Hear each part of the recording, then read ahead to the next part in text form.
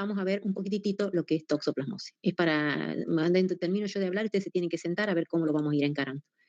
Lo transmite la toxoplasmosis, un parásito que se conoce como Toxoplasma gondii.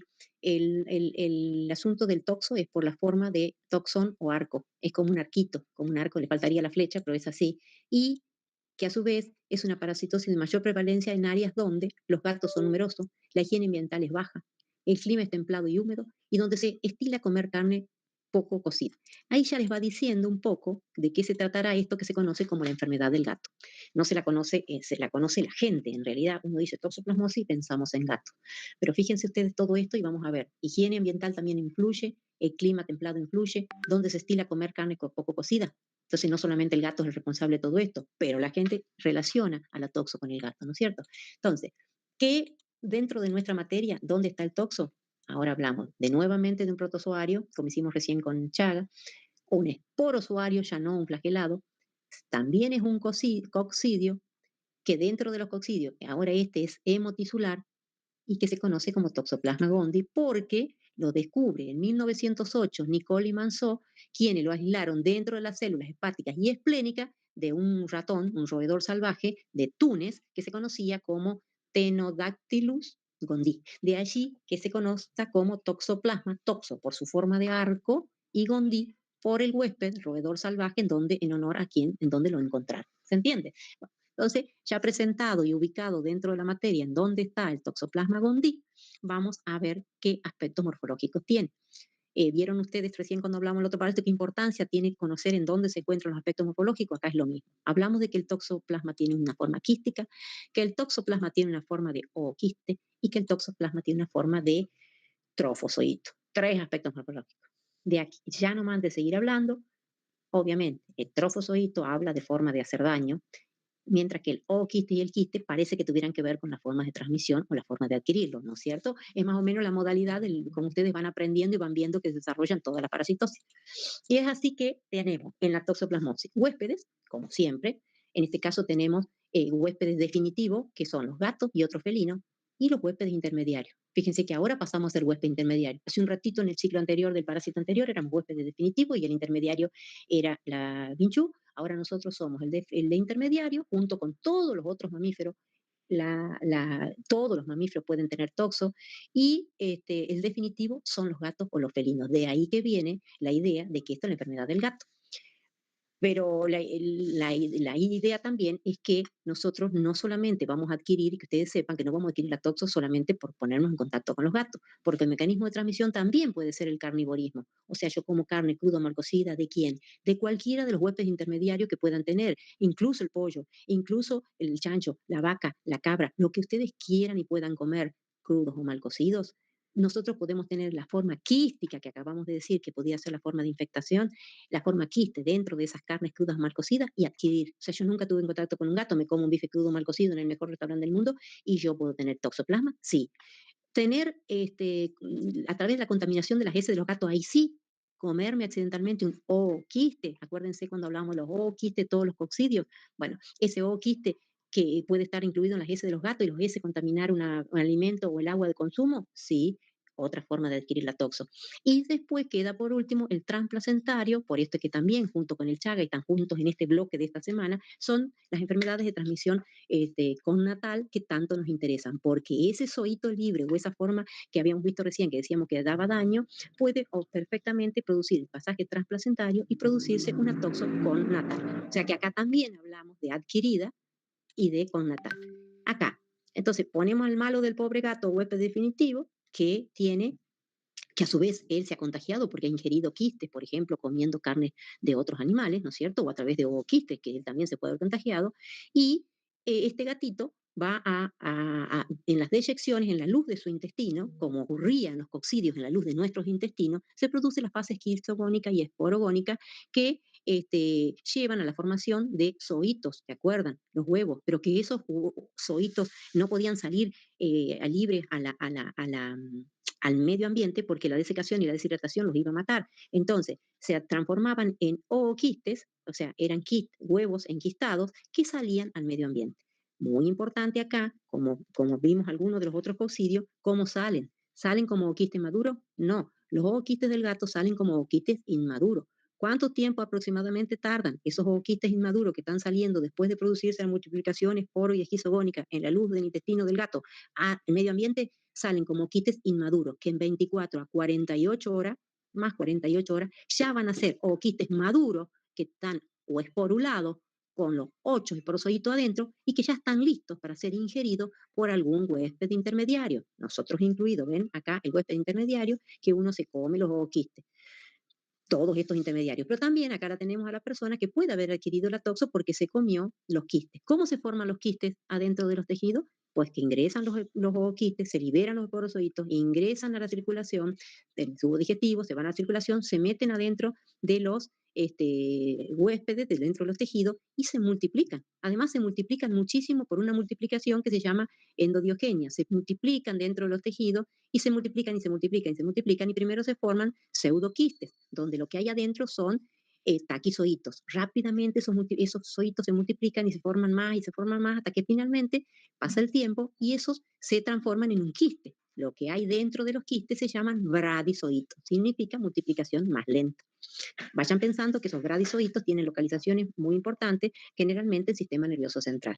Entonces, generalmente los músculos y los tejidos se multiplican en forma muy rápida, forman taquizoitos, y generalmente en los lugares donde el sistema inmune los deja tranquilos, como el sistema nervioso central, se transforman en una multiplicación más lenta y se multiplican lento y se encuentran los bradizoitos y verdaderos quistes. Ejemplo, en sistema nervioso central.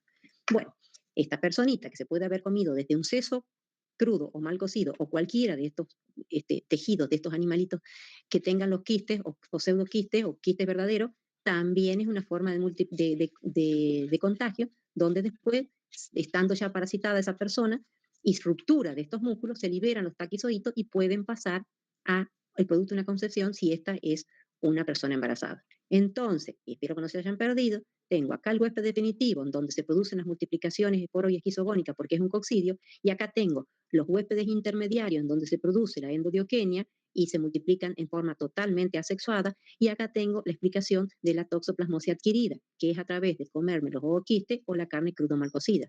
Pero esta persona que tenga la toxo y se produzcan ruptura de sus quistes y esos quistes pueden ser incluso placentarios, se produce el pasaje transplacentario y se explica cómo la toxoplasmosis puede ser connatal.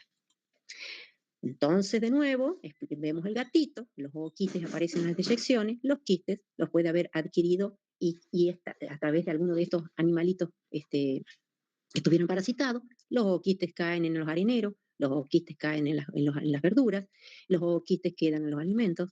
Las personas pueden contagiarse a través de los quistes, a través de los harineros mal manejados, a través de la verdura mal manejada.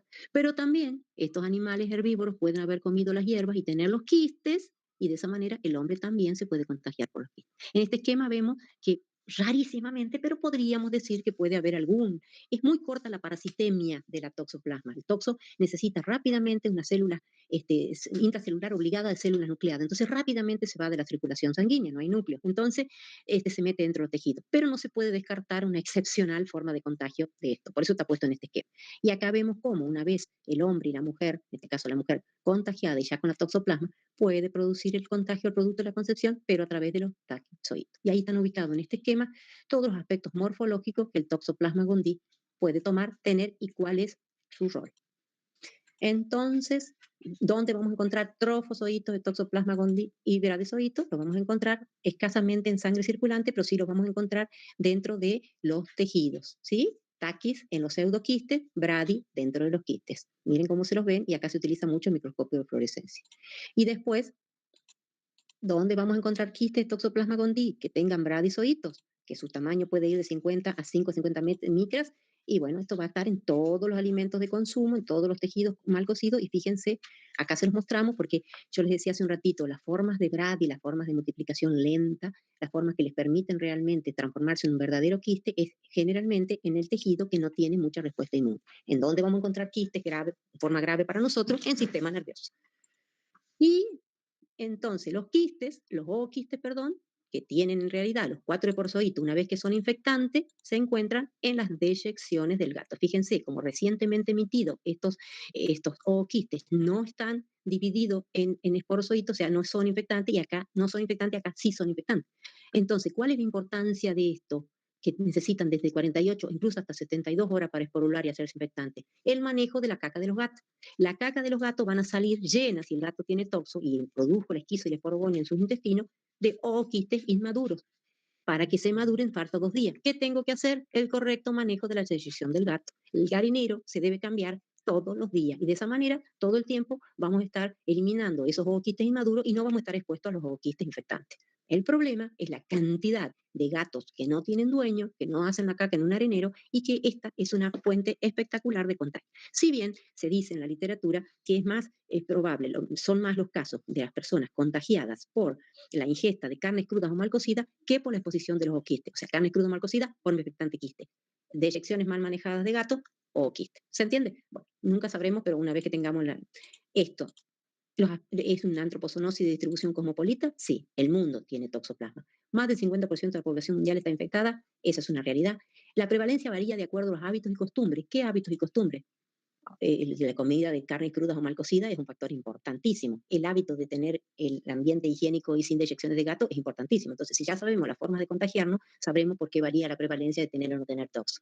¿Por qué aumenta la prevalencia con la edad? Y cuanto más años tenemos de vida, tenemos más posibilidad de habernos puesto sin querer en una hamburguesa mal cocida con un quiste o en un suelo contaminado con quistes, ¿de verdad? Entonces, a medida que pasan los años, vemos que si hacemos estudios de serología en los niños y en los adultos tienen más toxos que los niños, por cuestiones lógicas de todo lo que hemos explicado.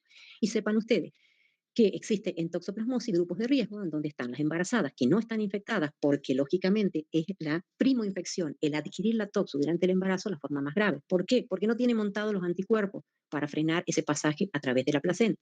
Entonces, obviamente, no tiene ningún tipo de posición, se pone en contacto, tiene su primoinfección y puede tener una forma grave de toxoplasma. Mientras que lo inverso, aquella embarazada que ya tenga formado sus anticuerpos porque adquirió la toxo antes de este embarazo, está como una especie de vacuna, no existe la vacuna, pero está absolutamente protegida. Entonces, ¿qué es bueno? Tener toxoplasmosis antes de embarazarse. ¿Mm?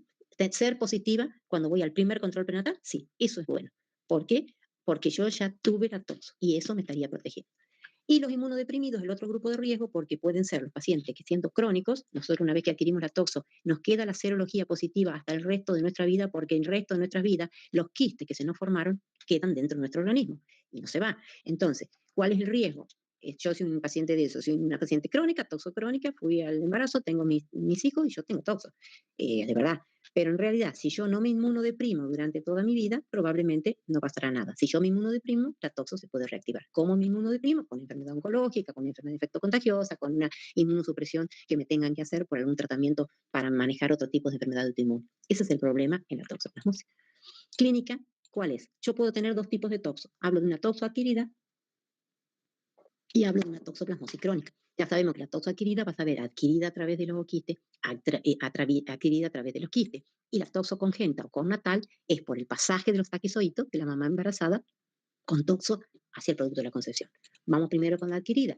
La manera más común y la más prevalente de la toxo adquirida es la asintomática. Quiere decir, todos nosotros, los que estamos allá en Salta, en Jujuy, acá, todos, ustedes se ponen a ver, ustedes son jovencitos, pero si todos tuvieran mi edad, probablemente el 50%, 60% tenemos toxo y sin embargo jamás tuvimos un signo o un síntoma. ¿Por qué? Porque la manera más común de tener la toxo es la sintomática. Cuando yo comí un bife crudo mal cocido o tuve accidentalmente un ingreso en un quiste, a lo sumo se puede haber inflamado algunos de los ganglios mesentéricos y pasó como un dolorcito de panza que nunca percibí y chao, el paciente tiene toxo y no me doy cuenta. Pero en un porcentaje que le sigue en prevalencia, más o menos un 30% de las toxos tienen la forma ganglionar o la adenopática, que es la presencia de los ganglios que son visibles, porque los mesentéricos no los voy a ver. Pero si yo tengo los ganglios del cuello, o los ganglios inguinales, los ganglios axilares, o todos los ganglios, la generalización de ganglios inflamados por el pasaje de los toxos, el paciente va a consultar, porque va a tener dolor ganglionar, dolor en la zona, fiebre, artralgia, mialgias, donde en la zona donde estén los ganglios inflamados. Entonces es muy común también, así como se la conoce como la enfermedad del gato, es muy común que al médico se le represente, el paciente tiene ganglios, no será toxo. ¿Por qué? Porque si bien no es la forma más prevalente, que ya dije que es la sintomática, es la forma dentro de las adquiridas más frecuente. ¿Sí? Entonces, se recuerda mucho el médico, los ganglios inflamados, pensemos en toxo. Y está bien, pero son ganglios móviles, ganglios que no están fijos a los planos inferiores, que pasan el tiempito del periodo agudo de la toxo y desaparecen y que incluso esta forma ganglionar no requiere tratamiento específico porque el paciente puede evolucionar sin complicaciones en el periodo crónico de la enfermedad y sin necesidad de tratarlo porque el tratamiento no es tan inocuo. Le sigue en forma de presentación la forma ocular. La forma ocular, si bien es poco el número de veces que lo vemos es menor, pero es una forma potencialmente muy grave. ¿De qué va a depender la gravedad de la toxo ocular? De la localización que adquieran los quistes de toxo en ese ojo. Si la localización de la toxoplasmosis es macular, en la zona de la mácula, es una de las parasitosis que puede llevar a una amaurosis, o sea, ceguera, o una disminución severa de la visión del paciente. Es junto con la toxocariosis ocular o larva migran que vimos la otra semana, las dos patologías oculares que tienen causa parasitaria, perdón, y con las acantamuevas o vida libre, ¿se acuerdan que vimos en la primera semana? Las tres afecciones parasitarias que esa localización ocular nos da mucho miedo. También por ahí una triquinosis, miren cómo se van sumando cosas. Bueno, esta forma ocular se presenta así muchas veces súbitamente, con muchos síntomas diferentes. El paciente ve una especie de mosca volante, que en la mire la mosca no está, un dolor, irritación del ojo, que eso es poco probable porque afecta a la cámara posterior del ojo, disminución severa de la visión, dolor en el ojo, algo raro. El paciente siente algo raro, lo lleva a ir al oculista y el oculista es el que hace diagnóstico de esta toxo ocular. Las toxos oculares tienen una presentación unilateral generalmente cuando la toxoplasmosis es adquirida. Y desgraciadamente, ya van a ver en las toxos connatales, la afección ocular muchas veces es biocular, que por supuesto es más grave esto.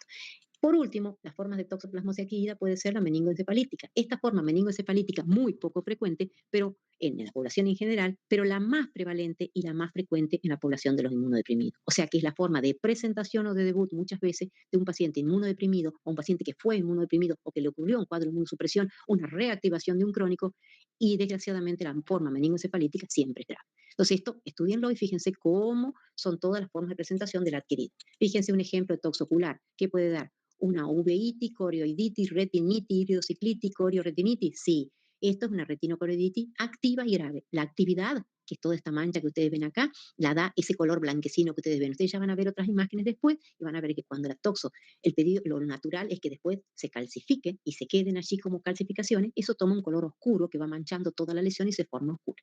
¿Cuál es el problema de las formas oculares? Que jamás dejamos de tener el peligro de la reactivación. Las toxos oculares pueden en cualquier momento de inmunosupresión de nuestro paciente volver a activarse en forma de satélite. Desde la selección inicial hacen como especie de migraciones o metástasis en forma como satélite al resto nuevamente a la retina. Entonces, en una de esas puede ser una localización macular y el paciente terminar en amaurosis. O sea, a lo largo de toda la vida, aquel paciente que tiene una toxo ocular nunca va a dejar de estar tranquilo por su toxoplasmosis ocular. Siempre que tenga una situación de estrés o de inmunosupresión, puede volver a reactivarse las formas oculares. Acá es lo que yo les decía, esto sería una forma activa y estas formas que ya se están cicatrizando, por eso su cambio de coloración.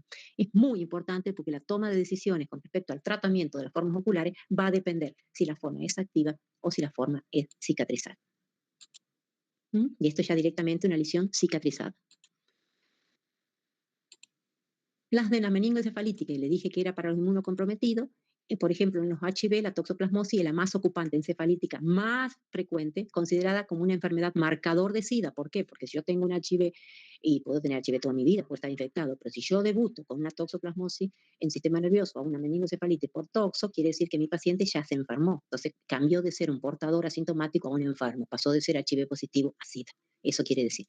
Es muy frecuentemente el debut de la enfermedad y que el comienzo en las formas meningoencefalíticas de toxo puede ser subagudo, dolor de cabeza, en la mitad del cráneo, trastorno del lenguaje, disartria, cefalea, confusión, incluso fiebre, pero puede tener un comienzo agudo y ser los pacientes que ingresan desconocidos o abandonos de tratamiento, o pacientes conocidos que pensábamos que iban a ir bien, pero que les bajaron sus defensas, sus CD4, y el paciente puede hacer cuadros de convulsiones, depresiones de conciencia, coma y demás. O sea, la presentación de la meningoencefalitis es variada.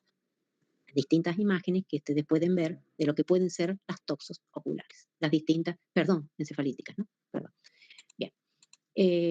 En cambio, la congénita o connatal, mejor llamada, casi 90% de las infecciones agudas por toxo en la mujer embarazada pasa inadvertida. ¿Por qué? Porque la población general también es así y ella también cumple el mismo rol. O sea, 100 mujeres que tengan toxo, alguna hará un síntoma, pero el 90-95% no va a tener síntomas. Entonces, tengo que buscar la toxo en la embarazada. La embarazada con enfermedad avanzada por HIV sí podrían reactivarse, pero normalmente un embarazo no reactiva una toxo y el tratamiento temprano en la embarazada con toxo disminuye el riesgo del pasaje al niño con bajísima y baja la incidencia, o sea, la posibilidad de aparición, del 5% al 0,5 por mil.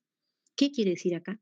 que yo en Chagas, y vuelvo a Chagas, disculpen, nunca puedo tratar a una embarazada, porque las drogas que tengo son teratogénicas y son dañinas para el feto y no lo debo hacer. Entonces yo rastreo a la embarazada, pero para estudiar el producto de la concepción y poder encontrar a un niño hecho con Chagas agudo y poder medicarlo y tratar de paliar los síntomas que pudiera causar. Entonces, a diferencia de eso, en toxo, el tratamiento que tengo sí lo puedo realizar durante el embarazo y disminuyo de esta manera, como están viendo, la incidencia impresionante haciendo el tratamiento. Entonces, yo en toxo rastreo no para estudiar, no para tratarlo al niñito cuando nazca, que también se lo hace, por supuesto, si nace con una toxo congénita, sino que también para hacer la posibilidad de tratamiento en la mujer embarazada. ¿Pero cuándo? Cuando esté cursando una prima-infección, no cuando sea una crónica. Justamente lo rastreo para poner en un grupo. Las que no tienen toxo, las controlo muchísimo que no se lo adquieran por oquiste o por quiste. Las que ya tienen toxo, pero es crónica, me alegro, estoy feliz y no hago nada. Y aquella que tiene una prima infección, las trato para evitar el pasaje. ¿Sí? Bueno, esa es la idea que quiero que les vaya quedando. Entonces, tengo una infección aguda del toxo en la embarazada. Si hay una parasitemia en la madre, puede ocurrir la infección placentaria y puede ocurrir el pasaje al niño, y así es como se explica la parasitemia y la toxoplasmosis natal. ¿La posibilidad de infección del feto es mayor cuando más avanzado está el embarazo? Sí. ¿Por qué? Porque la placentación va a ser completa y el pasaje es mucho más fácil porque el parásito puede atravesar la placenta. Mientras que la gravedad de los síntomas, mientras que en el primer trimestre la placentación no es completa, la transmisión es por continuidad y es más difícil el pasaje. Entonces, ustedes fíjense acá, en el primer trimestre, el periodo de embarazo, hay posibilidades, digamos, capaz que del 1% de pasaje. Y mientras que al final del embarazo puede tener, si es una prima infección, entre un 70 y un 80% de pasaje. Pero ¿qué es lo bueno en todo esto? Que la gravedad de la lesión es mayor cuando más temprano sea la infección, más temprano sea la infección del feto. Entonces, si yo tengo esto que ocurre en el primer trimestre, la posibilidad es poquita, pero el daño del bebé va a ser gravísimo. Mientras que acá la posibilidad de pasaje es altísima, porque ya tengo la placentación completa, pero el daño que le produzca al feto es menor. O sea, van en contra. Cuando más tiempo tengo de embarazo, menos grave es los daños que causa. Si bien es más fácil el pasaje. ¿Se entendió? Si no lo explicamos después. Entonces, en el primer trimestre los daños son peores y más severos. Sí, puede haber un aborto o nacer niñitos con absolutamente daños severos. Eso ocurre entre el 1, 2 y 3 meses. ¿Por qué? Porque la transmisión es por contigüidad.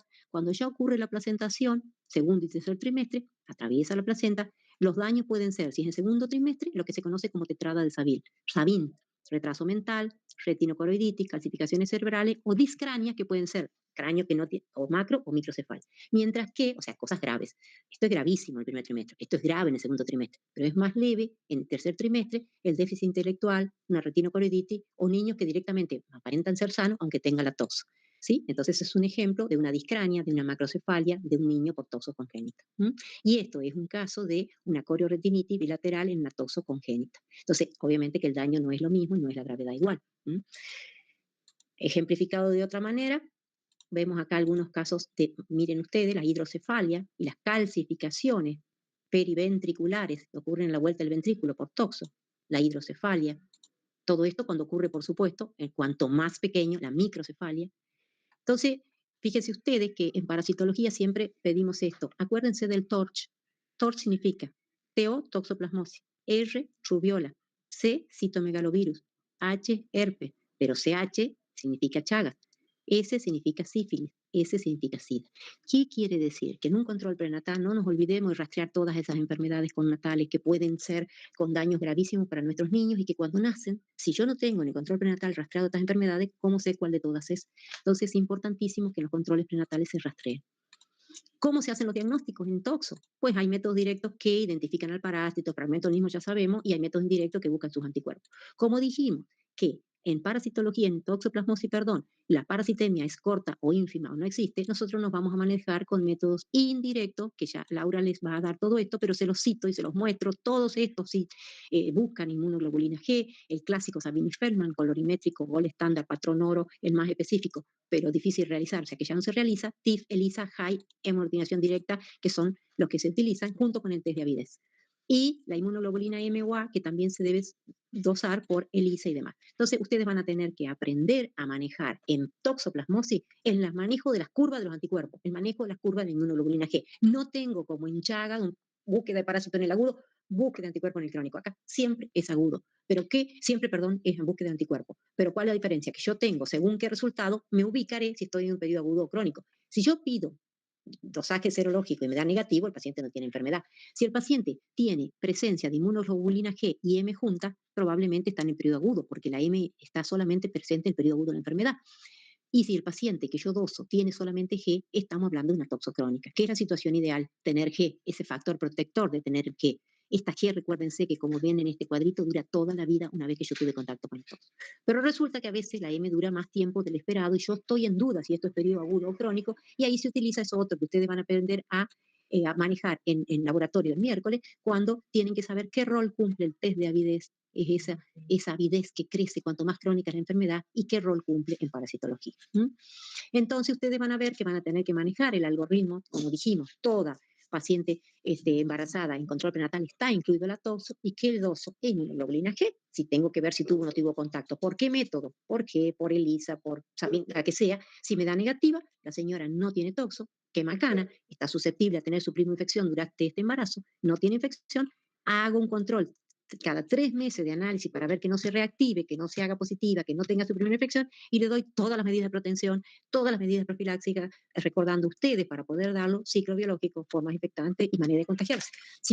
Al revés, si la mamá tiene una G positiva, yo me voy a pedir la M, porque si la M es negativa, la señora está en esa situación de infección pasada o protectora, si ella tiene la positiva, pienso que puede ser una infección aguda, una prima infección, pido la prueba de avidez, si la avidez es alta, es una infección pasada, y si la avidez es alta, es baja, es aguda, y ahí va a ser el tratamiento que tengo que hacer. Y lo mismo el manejo del recién nacido con toxo, que es fundamental, siempre con inmunoglobulina G, porque no tengo otra manera, y el hijo de una madre que nazca de una madre con toxo, que tenga toxo positivo, puede nacer totalmente asintomático, divino. Entonces, ¿qué se hace? Ecografía cerebral, examen de fondo de ojo y anticuerpos en el recién nacido. Si el chiquito tiene inmunoglobulina M positiva y esa placenta es suya, entonces es un chico que nace con una tos aguda y va a tratamiento. Si el chiquito hubiera nacido sintomático, tratamiento, aunque no siempre es curativo, cuando ya está sintomático el niño. Y si el niñito nace con una M negativa, lo que se hace en los hijos de madre con toxo, un seguimiento con inmunoglobulina G y la M hasta el año de vida para ver cómo es la cinética de los anticuerpos. Bueno, esto obviamente por ahí todavía no lo están entendiendo porque no han leído el problema, pero quiero que esto haya servido para que ustedes se ubiquen en todo lo que tendrían que haber